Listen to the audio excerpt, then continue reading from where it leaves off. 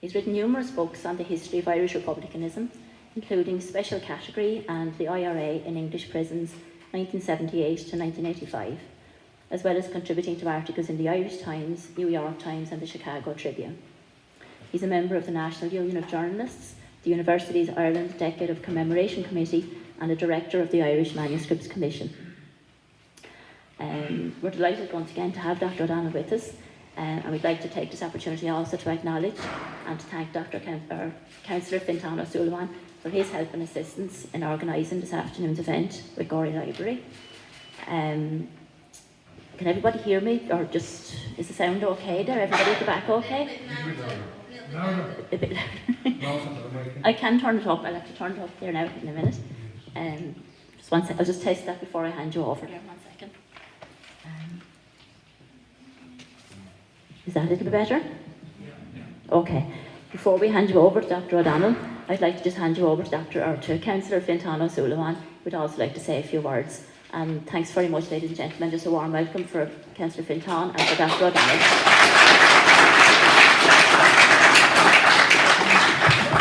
Díomh Carja agus bhuatham fáilte choráid go dtí an léit seo inniu ar líam Melissa agus dús bara bhuatham mo bhuichas a gháil le Fiona agus Susan agus Laura and Gorey as ucht an imacht seo chur ar siúldúing.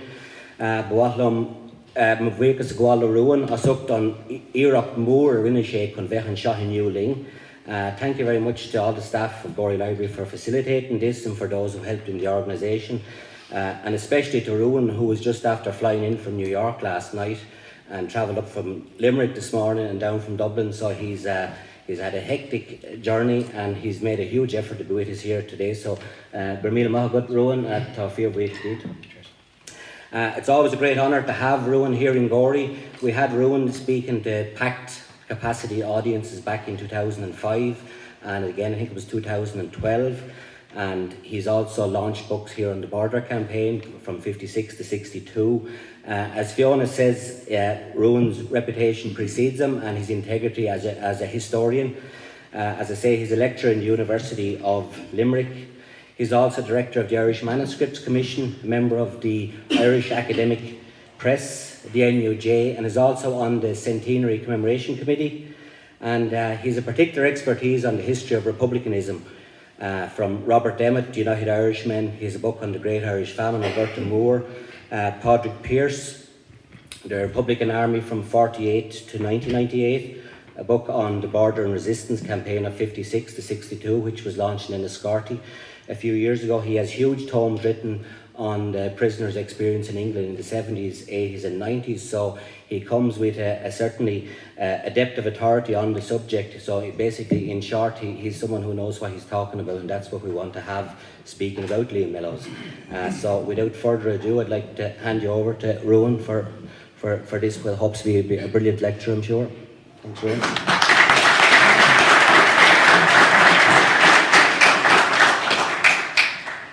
Well, thanks very much for the very kind welcome. Seeing the military uniforms, I wasn't sure if martial law had been declared since I left Limerick this morning. And it's my turn to be behind the wire. I'm going to do something that I sometimes do, but I don't do it all the time. This is not going to be a heavy academic lecture, because I know that many people here are curious about the history of the Mellows, which is gratifying. But he had such an extraordinary, short but eventful life. It would be very, very difficult, to be quite frank with you, to get deeply into any one aspect of it. So rather than do that, what I thought I would do is give you an overview of the major aspects and read some short extracts in his own voice, and one or two observances for people who knew him. So it's a little bit, it may seem ad hoc, but there's a method to the madness, okay? Okay, is he gone? He'll be back, I'm sure of it. So Mellows was born in 1892 on the 25th of May. An easy date for me to remember because it's my wife's birthday and I dare not forget it. He was born at Hartshead Barracks in Ashton-under-Lyne in England. Being born in a barracks would normally signify an attachment to a military family, and that is the case. That was also the case with Tom Clark, and later on another Scottish-born Irish Republican and Socialist, James Connolly, was also with a military heritage. What's the one quick thing to say about that? If you bear in mind the De Valera was born in New York, Clark became a US citizen. Mellows was born in England, Clark was born in England, and Connolly was born in Scotland. These are some of the big figures of our time. That is not a situation you see replicated in other people's histories, and it's a sign of the social political distress of Ireland in the 1800s and early 1900s. That is not a standard position. The fact you have such a substantial diaspora and a concept of Irishness in other countries is peculiar, and we are one of the most outwardly migrated peoples in the world, let alone in Europe. So Mellows was born into a military family. He has an English background, certainly, but the one that mattered to him was from Kilkenny, just notwithstanding his birth across the narrow water. His mother, of course, was Sarah Jordan from McCoyle, Castletown parish, not far from Inch, so very near this very area indeed, which is why it's so particularly appropriate we're marking the sad anniversary in this particular location. His great friend Alfred White said this about him: from his mother, born Sarah Jordan of Castletown, County Wexford, Liam inherited his tradition of the struggle for freedom on the battlegrounds of 1798, with which the name of her native Wexford is forever linked. The 5 years of his childhood, which he spent there, made him the son by adoption of that county. His last desire was to rest in the quiet graveyard in which his grandfather and grandmother, who had cared for him, were buried, and that indeed is the case. Military life often brings postings, sometimes abroad. In this case, at this stage of his father's career, it was back to Ireland.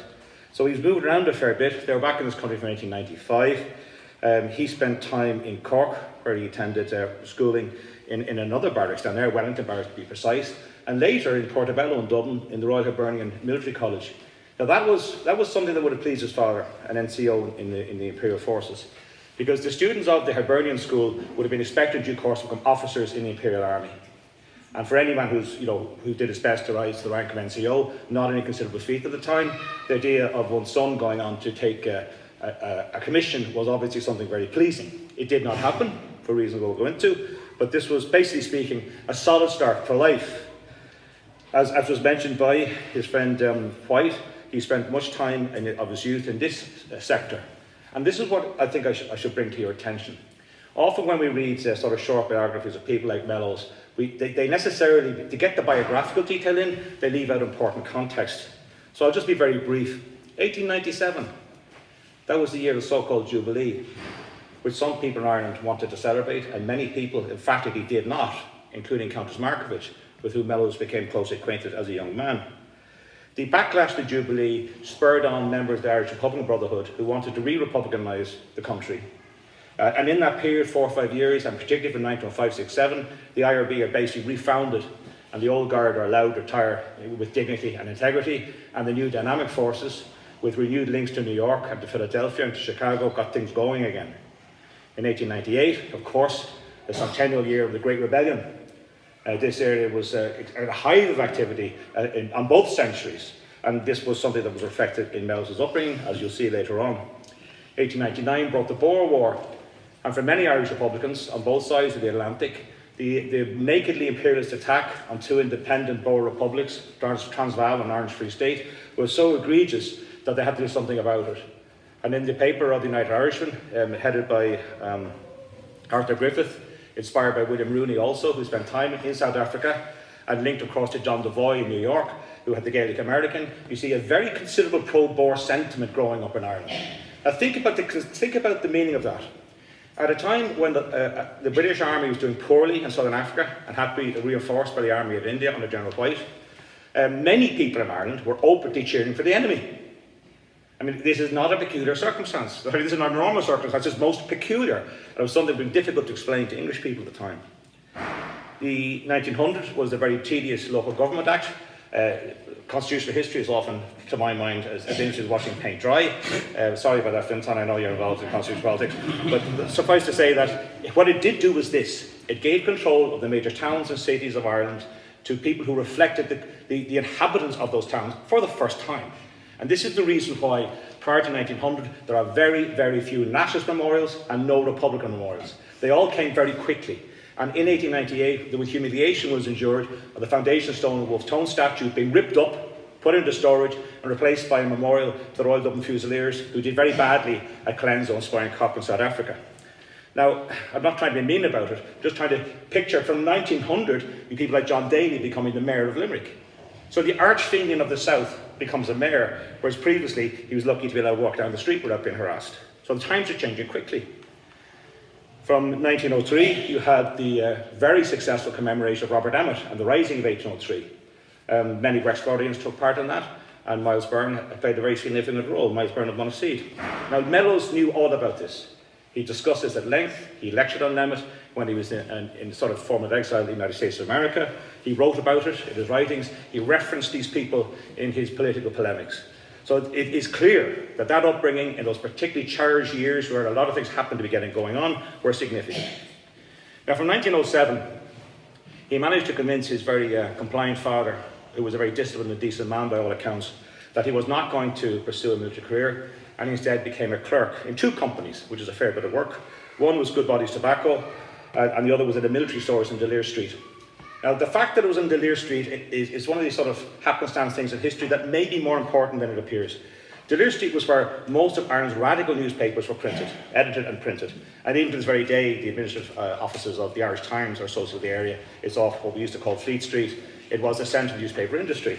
So little surprise that he managed to not only acquire a copy of Irish Freedom newspaper, the open organ of the Irish Republican Brotherhood, but he met Bulmer Hobson.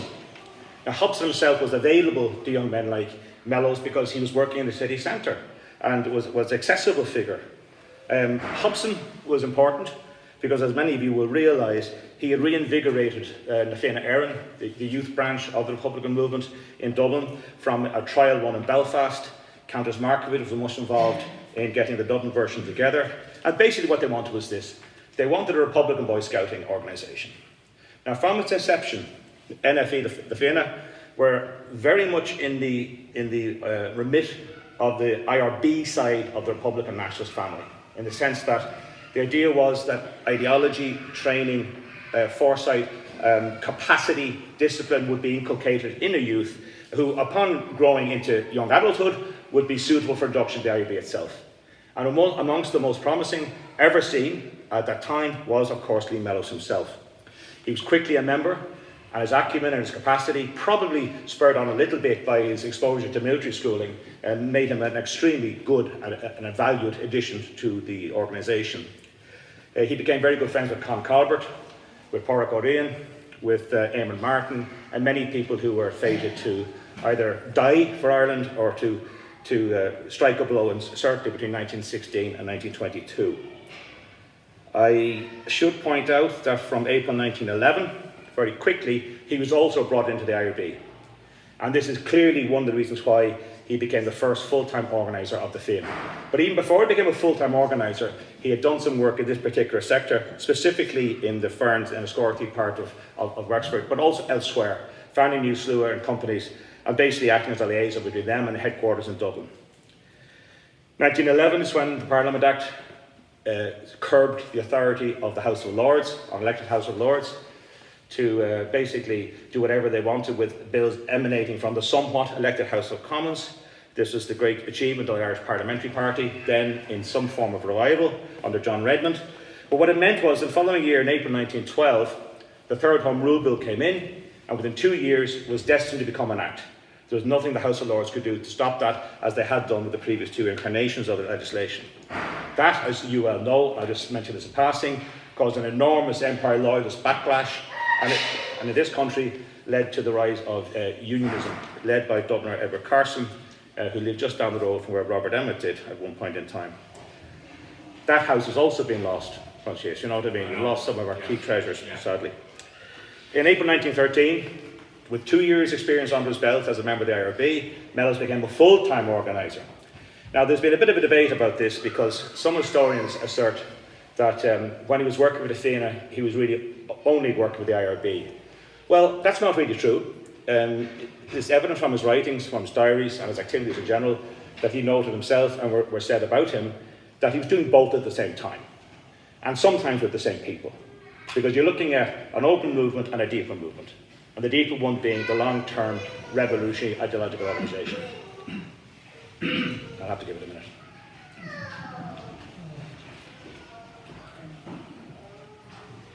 In the course of his activities, Mellows was introduced to James Connolly in Tuam, County Galway, of all places, but why not? Galway became one of the parts of Ireland where Mellows really was pioneering the expansion of the movement. Meeting Connolly had a big effect on him, and it's fair to say that even at that age, that Mellows would have been on the leftward side of a fairly broad-based movement, in the sense that he would have believed, as Connolly did, that profound social change would have to accompany political developments. That it wouldn't be sufficient simply, not to paraphrase Connolly, who could do that, but replacing the Union Jack with a tricolour was a good start, but it would have to go deeper than that to really bring Ireland into the type of progressive country that he wanted to see come into being. So Connolly and Mellows were destined not to spend too much time in each other's company, because by 1916, Connolly had been assassinated, and by 1922, Mellows too had been assassinated. But we'll come to that. Sorry for ruining the story there. It doesn't end well. But the pace was quickening, right? And in November 1913, the IRB took the opportunity, gifted to them by over-organised unionists who founded the UVF with British assistance, to create Ogan Heron. Now, Ogan Heron was always known colloquially as the IRA, and they fought in 1916 as the IRA, as well as Irish Volunteers, which is another translation of Ogan Heron, as you know. This was a mass-based nationalist paramilitary organisation under the control of more quieter, deeper ideological Republicans, although many individual volunteers proved that they were also Republicans. I say that because there would have been many in Ireland who would have been quite satisfied with Home Rule being achieved.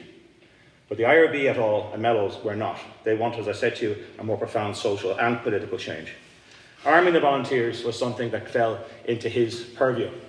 And from his earliest days in the movement, like Pearse incidentally, he was associated with very brass tacks, sort of tactile projects which manifest themselves to some degree or another.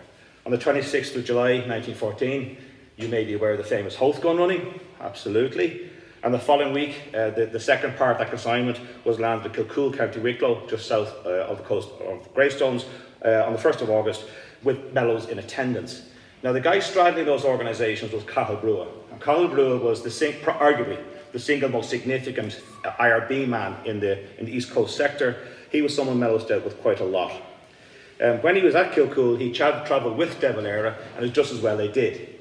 The landings went better than anyone could have believed for such a complicated operation, which involved transshipments in the North Sea, moving past the south coast of England while the Royal Navy was mobilising to attack the Germans. I mean, it's full of drama. It'd be very difficult, it'd be very interesting to see a film about it, but it'd be bloody expensive to make it look well. The Charabanc used to convey the rifles from Kilcool Beach, which is a good walk from the main street now, broke down, of course, and it was Mellows and to some degree De Valera saved the day by hiring multiple taxis to spirit them away. We now know that most of those weapons ended up in the Plunkett family dump near Terranure, and that those rifles were used in 1916. Many of the Hoth ones have been sent north for various contingencies, and a lot of those ended up not being used, but these ones were. In September 1914, with the onset of the First World War, the nationalist element within the Irish Volunteers split after that famous speech given by John Redmond at Woodenbridge outside Auckland in County Wicklow. Thanks very much, John Redmond. And basically speaking, 90% of the organisation disappeared. One quick observation: relatively few of those who resigned from the Volunteers went to the front. Very few of them, perhaps only a third or a quarter of them went to the front. Oh, by the way, fair dues to them for doing that, by the way. I'm not standing in judgment of them. My own family did in some cases. But what that meant was that the huge organisation, had that become by 1914, became much smaller. And you end up with a cadre of around about 10, 12, 15,000 people who are emphatically Republicans and not just nationalists. That they're not going to be satisfied with Home Rule, that they will go further. And that, by the way, is precisely what the IRB wanted. It's just a question of when that would happen. There was never any intention of arming 200,000 Irish nationalists and taking on the British Army in field battles. That was never going to happen, it was never envisaged, and it never would have worked. Some form of guerrilla-type war was always envisaged, but that's a topic for another time in Gorey, perhaps. Let me give you a quick account of Mellows in this period. In the run-up to this, as I said, he was a full-time volunteer. Fortunately, he kept a diary, very detailed diary, and I'll read you a small bit of it. This is from, when is it actually? This is from 1913, late September 1913. Rode to Garvan, Kilkenny, 10 miles, then stood in Garvan, rode to Borris, County Carlow, arriving at 6:30. Saw, he'd redacted the name, He thought a branch could be started in Boris and promised to help. I promised to return there on Tuesday. Left Boris at 8:30 to ride to Wexford, 38 miles, across the Blackstairs Mountains via Skull Oak Gap, shades of Father Murphy and Miles Byrne. It was black and no mistake. Rode through the night, arriving in Wexford at 12:10. Mileage covered during the day, 62 miles. Right? Now the next day he was at it again, right? Sunday 18th, marched with slew of Father John Murphy to Gore's Bridge, all the local people away at hurling match.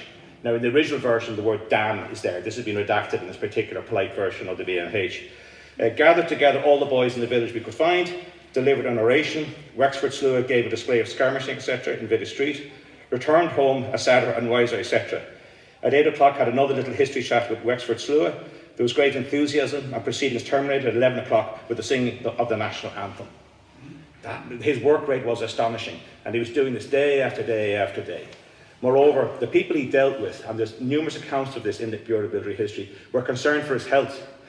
On the one hand, he was obviously highly athletic and super fit in the prime of his life, but he wasn't eating as much. He was offered expenses towards food and rail transport, but he would donate that money back into things like the equipment fund.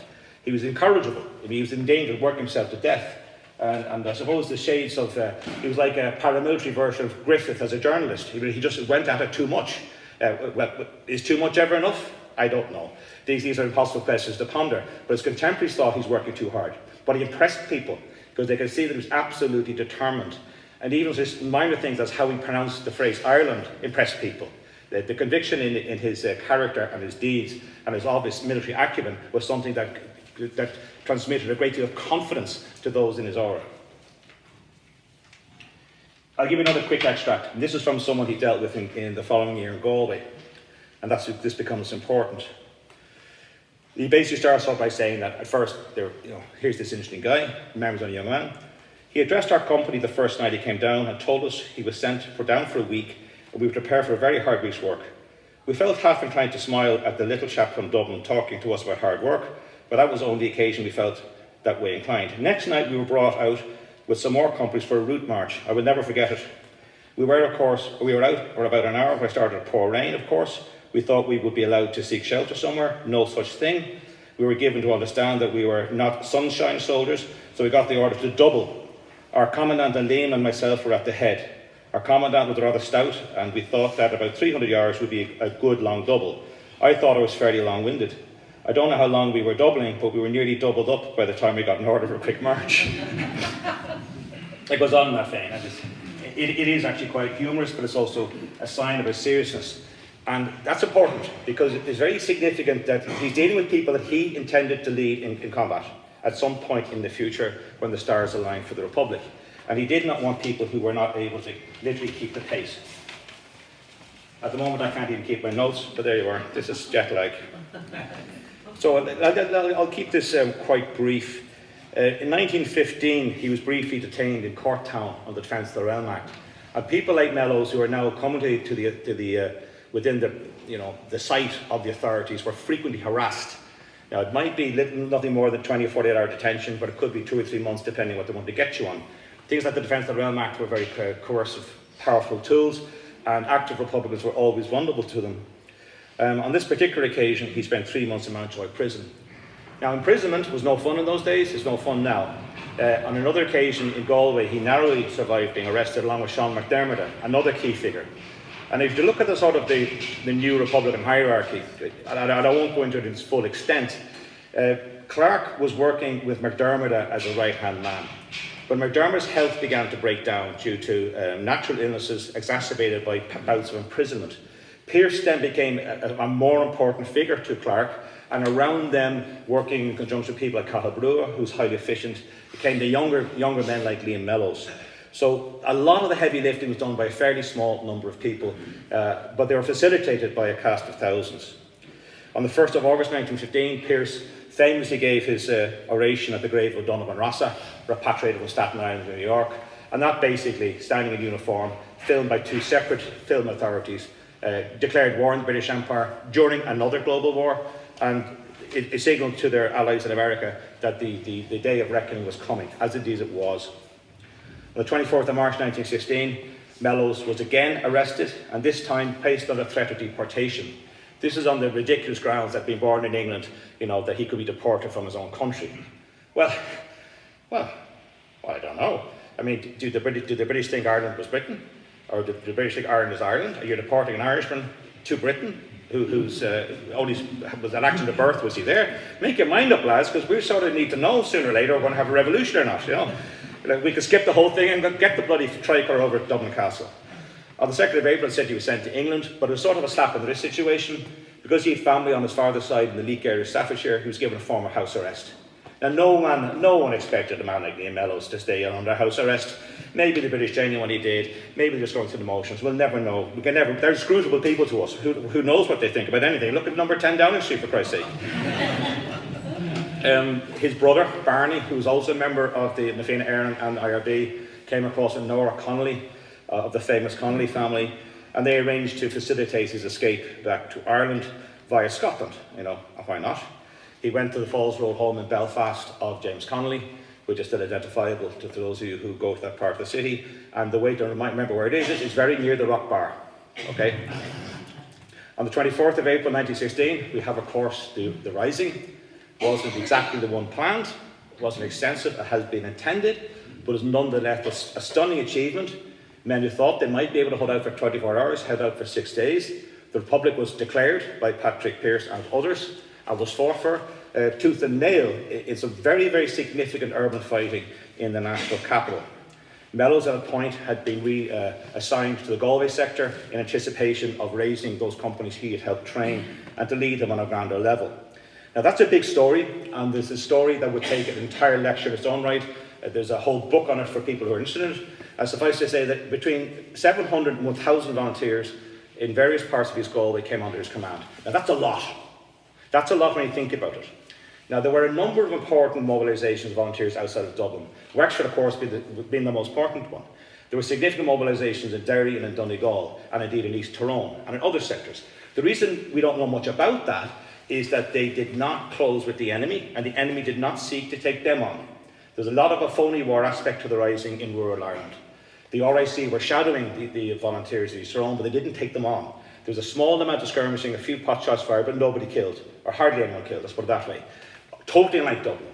Now in Galway, you see the difference under the leadership, the dynamism of someone like Mellows, because they attacked the RIC. They attacked 2 barracks, Oranmore, and what's the other one? I'll come to it in a second. Clarenbridge. They took over an agricultural institute. They ranged quite freely in large forces in a way that the British Army did not come out and fight.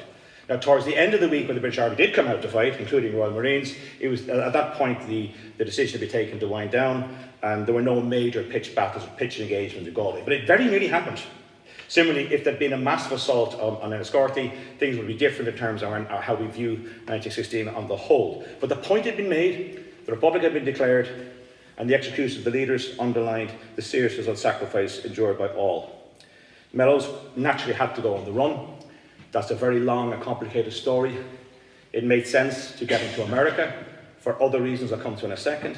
And the easiest way of doing that without him being detected was to sneak him across the Irish Sea to Liverpool, where in the preparations to pretend he was a stoker, he went to live in seamen's lodgings. He went down to London, Liverpool Irish pubs with his fiddle, which made him a very popular bloke. He fell in with people who he knew he could basically sneak on board with forged papers. And according to one account, to make sure the papers weren't checked too carefully, he borrowed and disposed of the formal documentation of other sailors in his midst, which meant that his weren't looked at too closely. A little bit mean, but they got them back eventually, and they could be reissued. So he got via Bermuda to New York City, and of course reported for duty to the IRB networks in New York, and indeed that of Clan Gael, the sister organisation. He dealt directly with John Devoy, and less successfully with Judge Daniel Cohallan, who was basically a very good American Irishman, but a man who would very much favour the American Irish over Irish American, in the sense that he was an American first and foremost, and what he could do for Ireland he would do. Now Judge Cohallan did a lot for Ireland, a lot more than most Irish people did, to be quite honest with you, but himself and Mellows became on poor terms by 1917. The reason is that by 1916 it was very likely USA would join the war effort, despite the fact that many Americans did not want that to take place. And in that environment, Cohallan was less keen to push the hard option. Moreover, the Klan itself, the Irish Republican organisation in the US, had gone semi-dormant to make certain there was no suggestion that they were seditious towards DC. Now that was not a mere academic exercise. German agents were blowing things up in New York. There was significant acts of sabotage in New York City by pro-German agents, some of whom were known to Jim Larkin, who was, not for the first time and not for the last time, was doing his own thing in America. From Colorado to New York, Larkin was doing his own thing. That did not suit the Klan. Secondly, the role of Mellows, and this is very complicated, I'm going to make it really oversimplified, just so we're clear on one thing, was to work in concert with Harry Boland and to prepare the ground for Eamon de Valera to do a fundraising trip which would finance the Irish war effort in this country. Now, from 1919, this was on. And from January 1919, Mellows was in this extraordinary situation. He'd already done time for his visa offences, one call it that, using forged papers to get there. He'd been released on a very heavy bond, but he'd been watched like a hawk.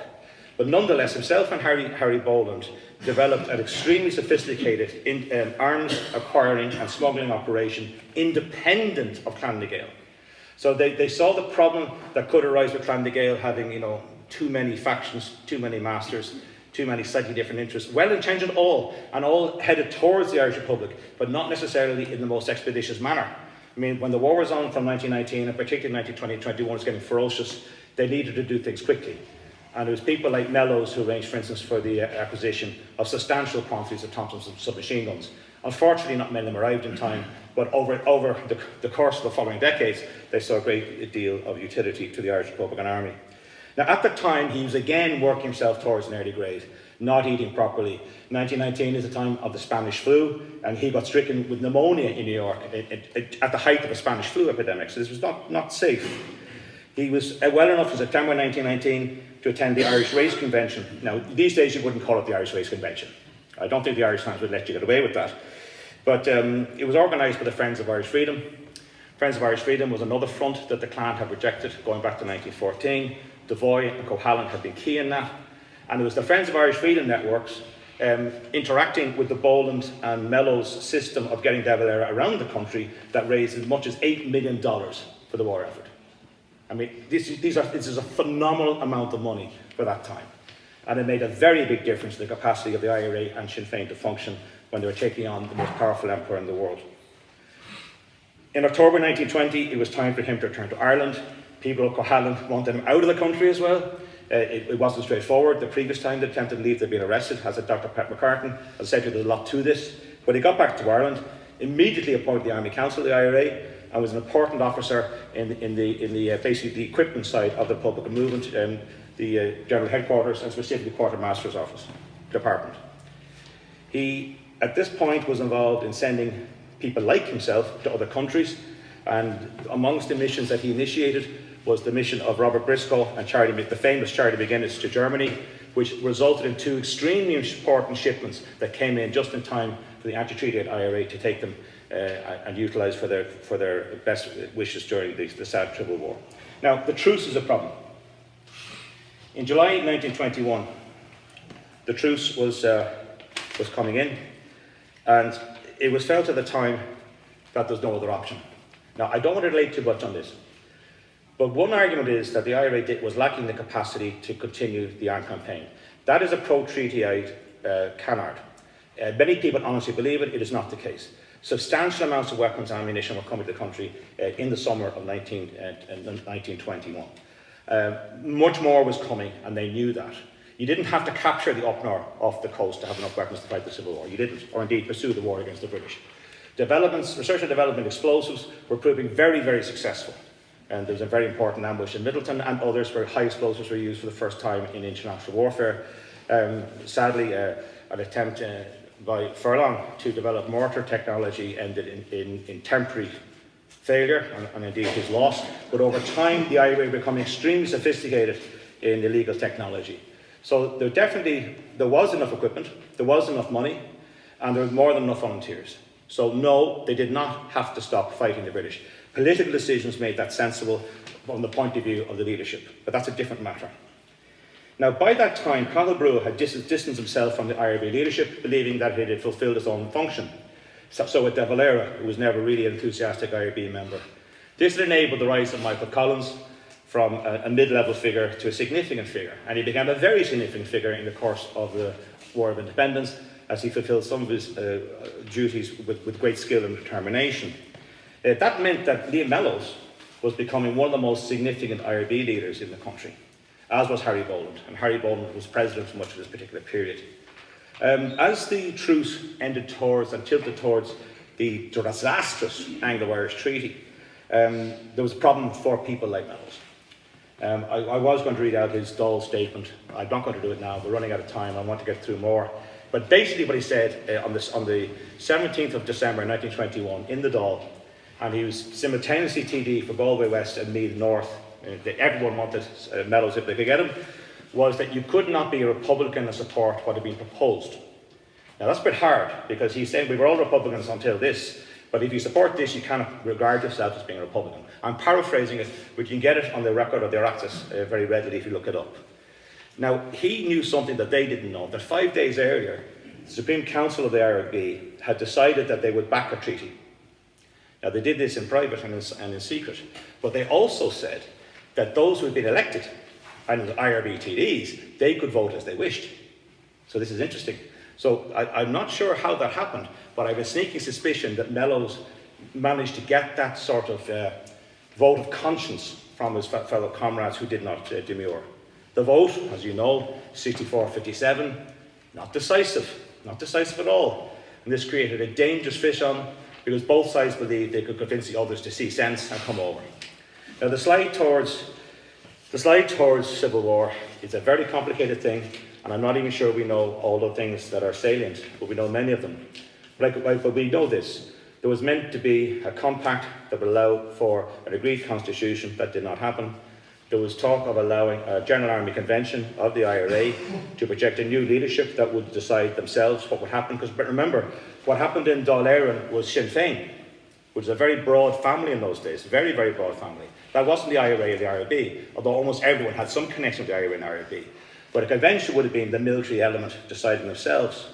And now you might say they had no legitimacy to do so, but then did they legitimately rise in 1916? You know, we're not going to square that circle, and we're certainly not going to do it this afternoon. Suffice to say that everything that those who opposed the treaty wanted to happen did not. There's been criticism of people like Mellows for occupying the Four Courts as their headquarters in the Dublin sector. It was the main headquarters. They were occupying nearly all the major hotels, the Exchange Street Hotel, Morris Hotel, and many others, the Clarence Hotel. They're all occupied by anti-treaty heights. But the main base was the Four Courts, where indeed they did store some explosives. Well, why would you do that in terms of a military strategy? Well, one thing is, and we know this from the Lynch's writings, is that they wanted to remind people of 1916, when the Republic had been declared. The treaty was going to force you to abjure that Republic. Not just swear an oath of loyalty to a foreign monarch, right? Probably a very decent German guy, who knows? But the thing would be that you're actually resigning from the Republic, as Mellows has seen. The reason you do that is you don't expect your comrades to shell you. There's going to be sabre rattling, there's going to be fighting, there's going to be war behind closed doors, but you do not think your comrades are actually going to shell you. The same thing happened in Waterford City, in Limerick City. The dispositions of the Republican forces were very, very strong on the ground in those sectors, was not of a combat mentality, because they did not expect to actually fight. So when the ferocity of the bombardment came, literally, from 3 18-pounder guns, borrowed from the British and to some degree operated by the British, with Churchill screaming down the telegrams as such at Michael Collins and others to do this, it was disastrous. And there was no plan B. You didn't get your convention, you didn't get the pact. The agreements made in London were demanded absolute. The plenipotentiaries turned out to be not just plenipotentiary negotiators, but the people who negotiated the whole damn thing. That was not agreed. In terms of the ideology of it, the anti-treaty side was absolutely correct in terms of the ideology of it. One could argue about the practicalities. That's a separate matter. But Griffith, Collins et al. Went for the pragmatic, particularly when getting an awful lot of violent rhetoric from people like Churchill. And those accounts are extant. So Mellows finds himself bottled up in the Four Courts. Liam Lynch and Liam Deasy attempted to meet them and were arrested on Parliament Street. And such was the confidence of the Free State Army that they were released to go back to Munster to try and stand down their force in Munster, which they did not do. I mean, the idea that Liam Lynch was some sort of, Pearsian-driven hawk is utter nonsense. It's another one of the myths that's come to us from the Civil War, and I can say more about it later on if you want me to. But just to conclude with this segment here, the slide from anger and disappointment towards the disaster of the Civil War, which was still a mentally and emotively difficult thing for most people, I think, certainly for people like myself and a political family, was something that shocked them. And their arrests, a serious blow as they were to the anti-Treaty position, were not initially considered to be of a dire nature. There was no threat to the lives of the leadership arrested in the forecourts at that time. But of course, in the course of June and July, the tempo and the ferocity of the Civil War began to build up. It would reach its real height in the spring of the following year, with the horrendous atrocities in Kerry and things of that nature, and indeed in Donegal, and indeed in other parts of the country. On the 22nd of August, as is well known, Michael Collins was killed at Ballinablaw, very likely, in my opinion, by an assassin working towards British interests. Within a couple of days of his death, following only 10 days after that at Griffith, the Dáil had did something it had refused to do steadfastly. They recognised Stormont.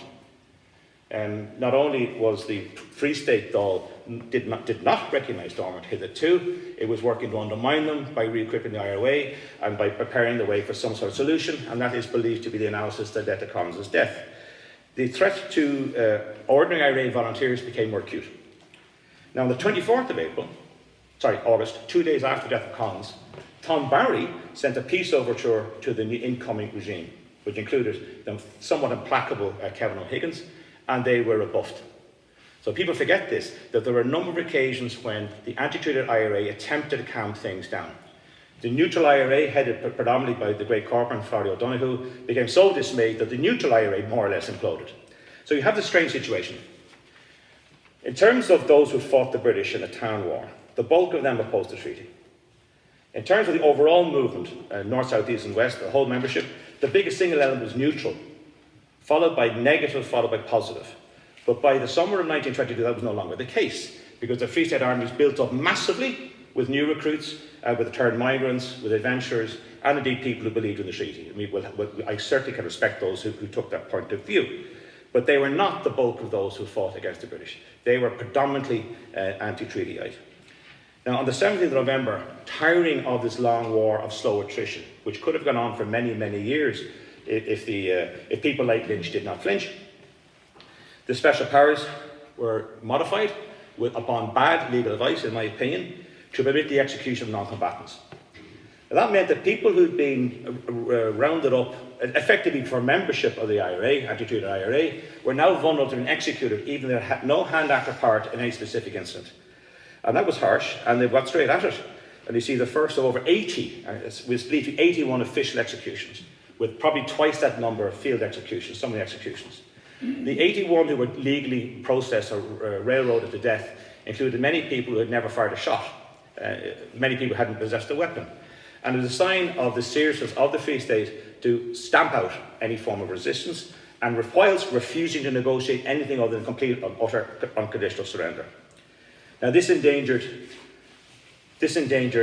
certain members of the Free State establishment, and famously, driven to distraction by his impotence to overcome these circumstances, Liam Lynch issued an order with the full authority of the IRA Army Council, threatening the lives of those who backed that type of coercion.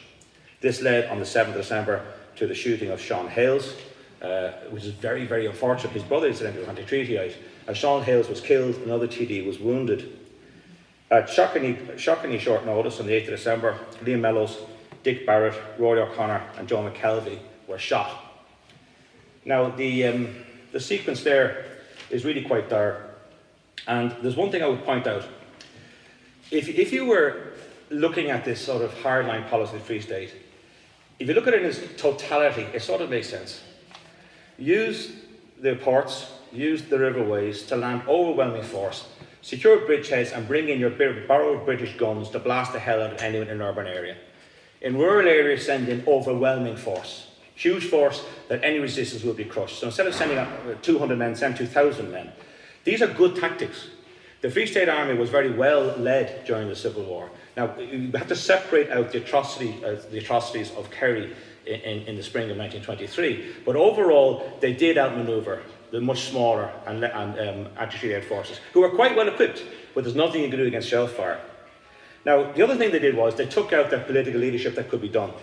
So in this respect, Harry Boland, the president of the IRB, was shot to death in Skerries on the 1st of August 1922. No one believes the story he was going for someone's gun. He was taken out by former comrades. On the 22nd of November 1922, Erskine Childers, a very inoffensive man, was shot dead for the simple possession of a token .22 caliber trophy weapon, which he hadn't ever used and would never fire in anger. The real reason they killed Childers was he was the top propagandist of the anti-treatyites. So you could only lost two big figures. Of the foremost senior alive IRB men from Ulster, Munster, Leinster and Connacht were those guys, Mellows, Barrett, O'Connor and McKelvey, who were all IRA heroes in their own right, all men of very high accomplishment during the Town War. So what's happened there is a devastating blow to anyone who understands the concept of their own leadership. Most of them are dead. Most of them are dead. Tom Barry's on the run, Frank Aiken's on the run, De Valera has to hide everywhere because he's too recognisable. The following year, of course, Lynch would be shot dead up in Knock Me Down Mountains in mistake for De Valera. They thought they killed De Valera, but that's a different story.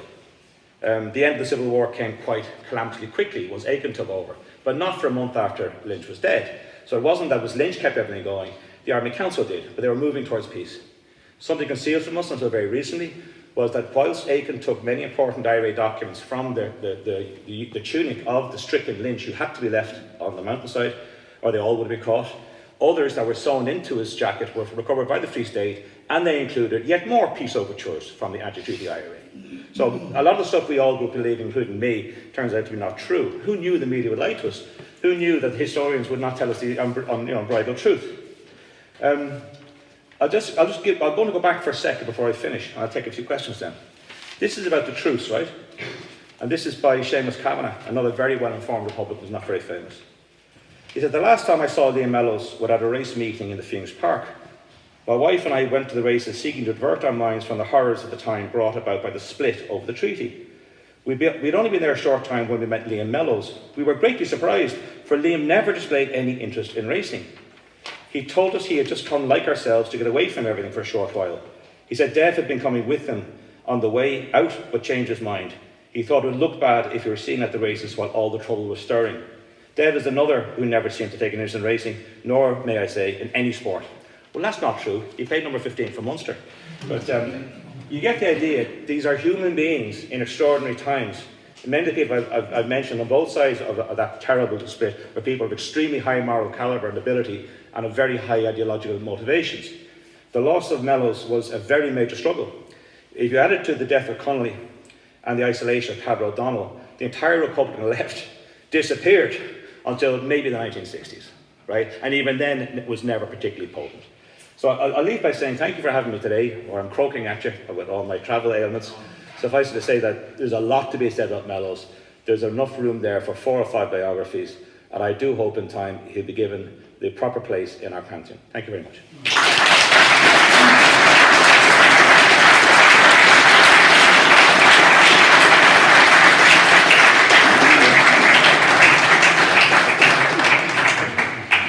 Okay, thanks. I'm sure you all agree that was absolutely inspirational lecture, very informative, and yet not too heavy and academic. So I'm sure there's lots of people have questions. So if you want to put your hands up, please. So who would like to kick it off?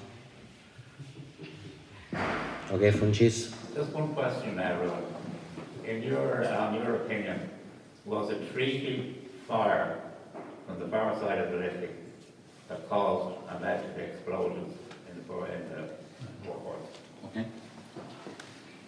Well, like many of you who saw the publication and circulation of a letter from from Michael Collins to Churchill the second day of the bombardment in June, I was shocked to hear Michael Collins complaining to Churchill that the British had not provided enough ammunition to be fired. And he said, you promised us 2,500 rounds, we only got 700, we need it. The 18-pounder cannons were the heaviest that could be brought to bear in a country like Ireland, right? And they took specialists to operate them. If you look at the aerial survey done of the damage during the Free State bombardment, the entire block, all the way back towards the Law Society, was devastated. They fired thousands of 18-pounder shells. Okay, Now, it is true that the anti-treaty lads had stored explosives in the building, but that is not what caused the devastation. It was the few thousand shells fired at it. Thank you for that. Because the anti-treaty I just Yeah, people wonder, always were to blame. Yes. what happened to the Mellows' father? If I remember correctly, I think Mellows' father died during the revolutionary period, and I think it was when Mellows was in America. Now, I'd have to check that. I don't want to give you wrong information, but for the best of my memory, I haven't read that biography for about 20 years. I think that's what happened. Okay, this gentleman at the back here. Yes. Was it true that during the discussion for the truce, that they were threatened by Churchill that they would have a huge problem when they sent the whole of the British Army, and it was after the war, of course, and they had all that training. Was it true that they were threatened with this, and this was one of the reasons why? Well, that's a very interesting question. And the threat is normally attributed to David Lloyd George threatening immediate and terrible war. There may have been other threats made. Michael Collins himself was attributed to denying that was said and denying that was a factor. But most people looking at that point in time realise a very obvious situation. The British Empire was financially shattered by the First World War, and they never recovered. They still haven't recovered, even though they're impressive in other regards. The debt they owed was predominantly to the Americans. They made the Americans an economic superpower because of World War I, right? It's not just the Balfour and all that. There's more loans involved. And in the end of the day, the British never even repaid them. They defaulted the First World War loan, which meant that they couldn't get any credit in 1939 and had to use gold bullion to get any form of assistance. But that's not a story you read every day. Most people believe the British were incapable of waging war in Ireland. And one reason was the very effective propaganda by people like Boland assisting De Valera in gaining top-level platforms in the US, where the Irish-American community was still extremely well positioned, not just in terms of numbers, but also particularly in the Democratic Party, but also in the Republican Party. So the British would have found it very difficult reputationally and financially to resume a heavy war in Ireland. And I must say this too, Britain always had a fine tradition of liberal thinking as well. And British liberals were horrified for what they were hearing was going on in Ireland at the responsibility of their own forces. But the word of Bloody Sunday did not exactly excite people who voted Labour in the UK. And moreover, there was a substantial Irish community in the UK, some of whom were members of Parliament. So no, I don't think it was a serious factor, but it is something that's been said after the fact to justify signing something they're not meant to sign. Thank you. Okay.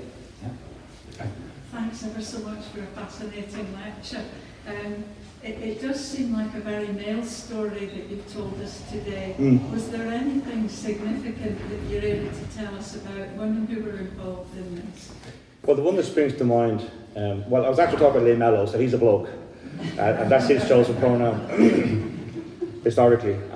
The one who was interesting, and there's so much more to it. Sidney Gifford, aka Sidney Zera, aka John Brennan, and she wrote under a male name often in New York. But she went to New York, she joined the Ladies Ancient Order of Hibernians, and out of the LA in New York, she founded two companies that come them on. And there's a big switchover. That often happened in America. There's a lot of dual membership of organisations. And she was among herself and her sister amongst the first people, they were believed to be the first people to publicly fly the Irish tricolour after 1916 in New York. And she was a very good propagandist. And she was a close friend of Liam Mellows, and she was one of those who helped try to arrange Liam Mellows' escape to Ireland. And the particular escape that happened ended up in his arrest, by the way, but that's not the point. She was very well got in the Irish communities, but also in the German and the Austrian communities. And she did a link, for instance, with the Austrian consulate in New York. And my feeling is, but I have no evidence for it, my feeling is that people like Boland and Mellows were going to different consulates, and not the obvious ones, not just the embassy in DC, seeking weaponry and finance for the war effort. She was a conduit for that. There was just what I remembered, another figure of the IRB who was very important was Larry DeLacy, a Wexford man, a top figure here. Enniscorthy the Echo was a Fenian paper in those days. He was interned in California for intriguing the Germans in California on arms business. He later came back to this country. But yeah, I think in terms of his story, the one that really matters would be Sidney Gifford. Okay, next question. Joe here at the back. Is there any truth in that De Valera was England's greatest poet? Okay. Absolutely not. I'll tell you why. That phrase was used because a guy had this theory that De Valera was not actually court-martialed and sentenced to death. This is a big story, okay? I'm going to give you I could talk to Bernard about this, right? Suffice to say, the court-martial accounts that have been released, and they're only released about 15, 20 years ago, are incomplete and I think are partly fabricated. I think some of the material about McDermott is interpolated. I think some of the stuff about Markovich is definitely interpolated because she denied some of the things that she's attributed to have said, and I believe her.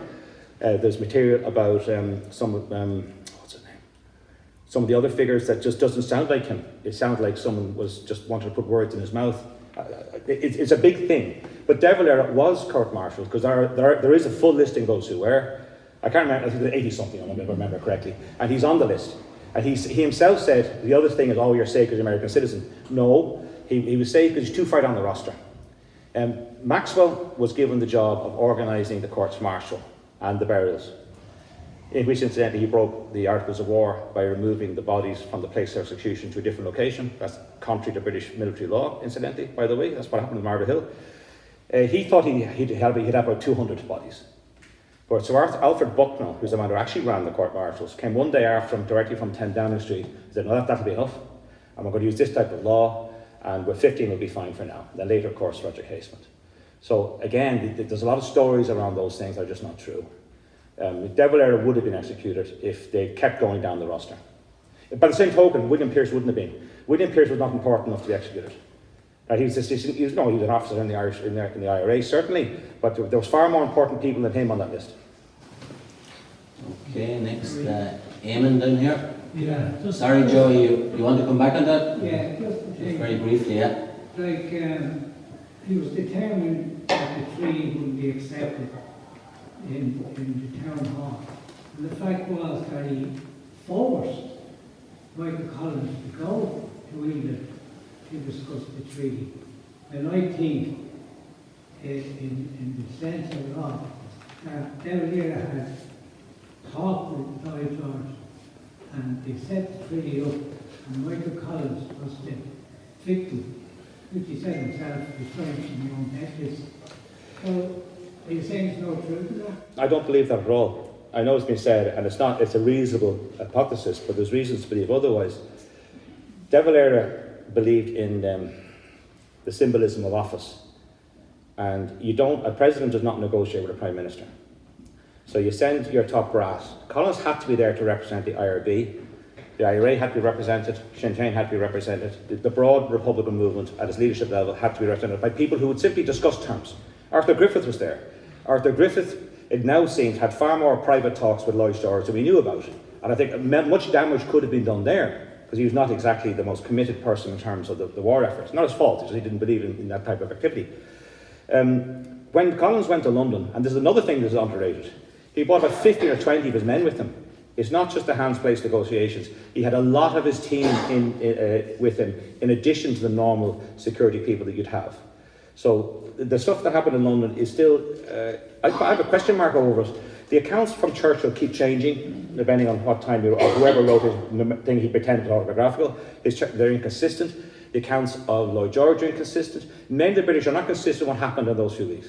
Now, one reason for that is, of course, Ireland was a major, major problem for them. But in the same cabinet meeting, we then had to talk about India, about Egypt, about sheep exports wool exports from Australia.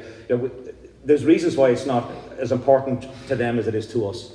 And then, of course, there's cabinet changes, and very quickly, the type of people who had agreed the treaty were no longer, from the British point of view, were no longer in power. And finally, to say this, from a British point of view, the semi-independence of 26 counties was an absolute disaster of unprecedented proportions, because it shattered the whole idea that there was a United Kingdom. And if even some of Ireland could use force of arms to break away, why couldn't India?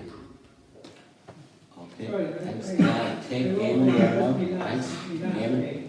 If De Valera had been shot with the rest of the comrades in 1916, when he claimed diplomatic immunity, would we have had a free state in 42? Didn't claim diplomatic immunity.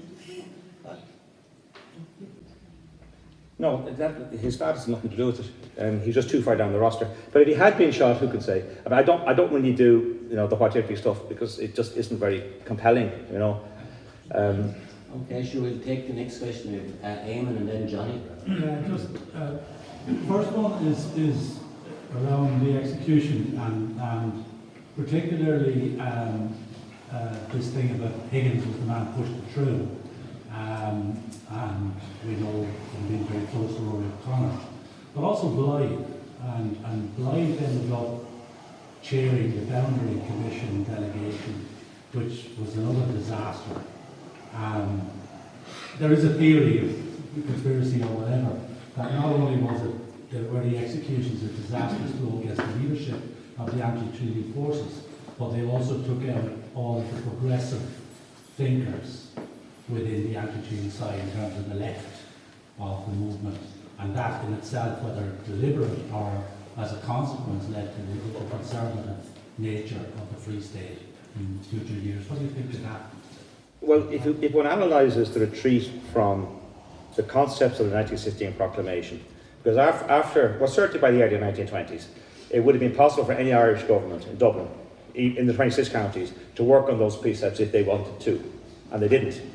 The democratic programme of the First Dáil was much more radical, and there's a debate about that. Mellows supported that, and Mellows did his own version of the democratic principles that was even more radical, incidentally. Now, he would have been pretty far out there in terms of the spectrum, and it's probably unlikely that his hardline nephew would have been sustainable in Ireland of that time.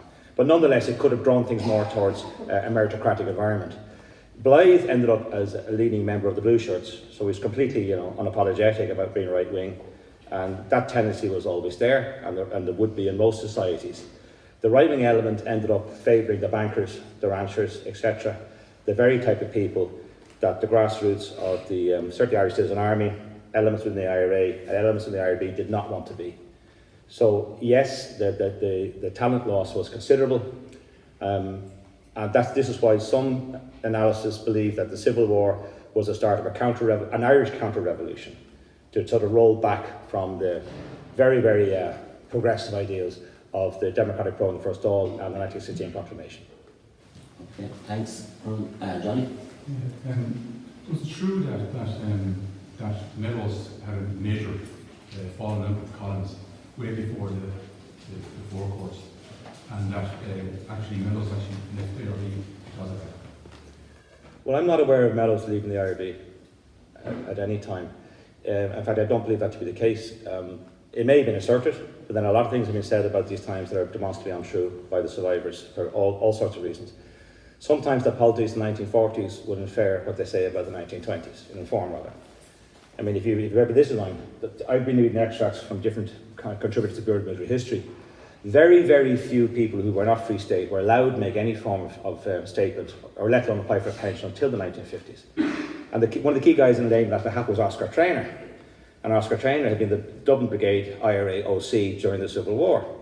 And then in the 50s, as Minister of Defence, he was interning members of the Irish Republican Army from this county and every other county of all 32 during the 50s campaign, when De Valera was back in power. So these cycles do not encourage, the full disclosure of truth, because people can appear to be inconsistent. And then there's a retrospective sort of assessment on your career that tracks you back and see, you must have been a British agent because you turned out this way 50 years later. I don't know, you know what I mean? But certainly Mellows was regarded as being a significant figure within the IRB until his death. Who's next? One of the features was the character assassination of Mellows after he was murdered. Have you anything to say on that? It's an interesting question. Yes, I know what you're saying. Some of his writings were, this may be what you're saying, I don't know what you're saying. Some of his writings in prison, from Mountjoy and from other places where he was incarcerated, were selectively published. And it made him look like a communist fanatic. And he would have been regarded as an off-the-wall communist fanatic if you just read those things without context. He also put out, the Conservative government issued a statement that he had refused the rights of the Catholic Church before it was Yeah, And Father that's Pigott, interesting. Father Pigott, who was a chaplain in the Free State Army at the time, and later a parish priest of Monaco, wrote an article about denying it. He had given him communion. That's right. But at that time, that would do terrible damage in Ireland. I think anyone would refuse the church. You did not find it. We might be able to find it. You're sorry. Oh.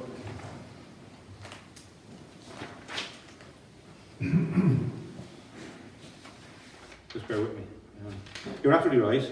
I hadn't realised that particular accusation had been made, but on the basis of Alfred White's account, which is informed by people who know better, including people who were in the jail at the time, is as you say, what happened was Mellows asked, was he going to be denied the rights? Yeah. But remember, they've been read off the altar, so there's many priests who would not administer them under any circumstances, Yeah. but there were always priests who would, and that has never changed. Yeah. It was like that in the 1990s, for all I know. But see, Mellows was deeply religious. I mean, and I don't know if he's dated communicant, but he's a very religious man. So, for instance, if you look at some of his radical statements, there's no talk of nationalising church property. I mean, the French Revolution did that. Yeah. The American Revolution dare not, and that wouldn't work here either. And he knew it, and he didn't want it. So I think you're right. I wasn't specifically aware of that allegation, but it makes perfect sense now you say it. Just, Ruan, could you expand a little bit more on that last point? I just saw in a lot of his writings and his speeches in America a huge amount of spiritual references. Oh, yeah. It's something that constantly crops up in his writings now. Well, let me, again, just bear with me for 2 seconds. Oh. Damn it.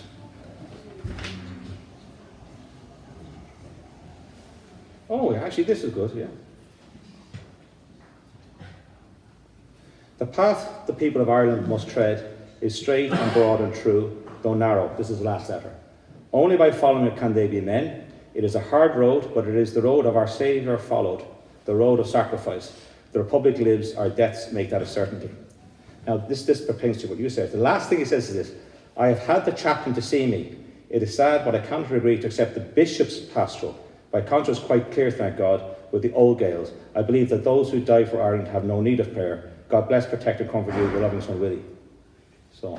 Yes, well, Father Pigott had said, the first priest told him he'd have to renounce his previous life before he could give him absolution. But a subsequent priest did, and he accepted it. I have it here.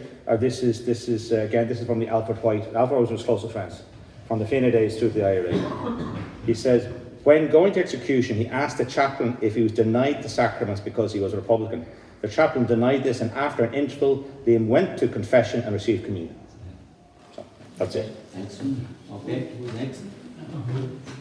Any more questions? I'm sure there's lots of... You won't have a chance now, so after another few minutes. Matt? I've said too much already.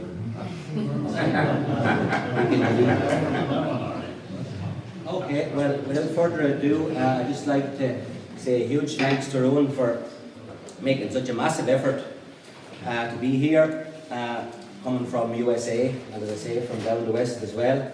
And there will be plenty more events in the commemorative programme. We'd ask people to join the group if they'd like. We need more people involved. There's many more things we can do around Mellows, and I know there's badges here on sale as well. And of course, on Sunday, December the 11th, we have Mary Lou MacDonald coming to speak.